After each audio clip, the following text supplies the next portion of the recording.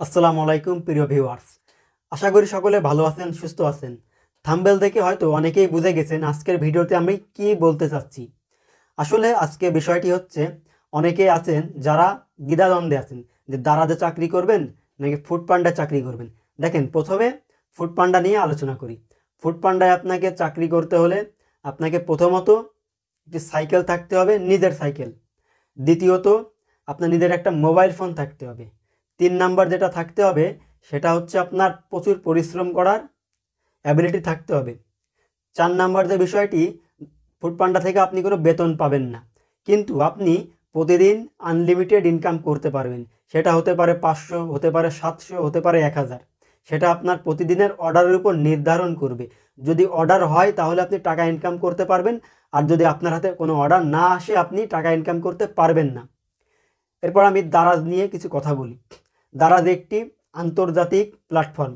দারাজ শুধু বাংলাদেশ না, দারাজ ভারত, পাকিস্তান, নেপাল, ভুটান সব স্থানে দারাজের ব্যবসা পরিচালনা করে। দারাজ একটি চায়না কোম্পানি।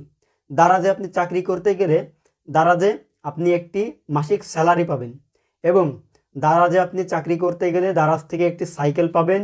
দারাজে যদি আপনি ভালো লেভেলে চাকরি করেন, দূরে কোথাও ডেলিভারি দিতে যান, তখন আপনি একটি বাইক পাবেন।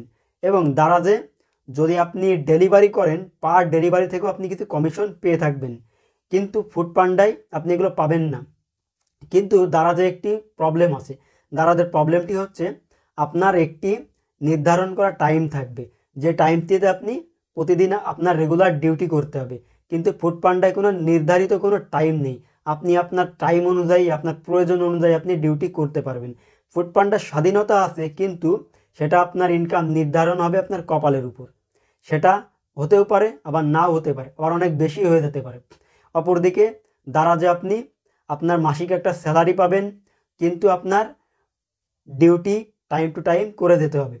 প্লাস বিভিন্ন কমিশন পাবেন, বিভিন্ন অফার পাবেন দারাজে এবং ফুড পান্ডায়। দুই জায়গায় আপনি চাকরি করতে পারবেন।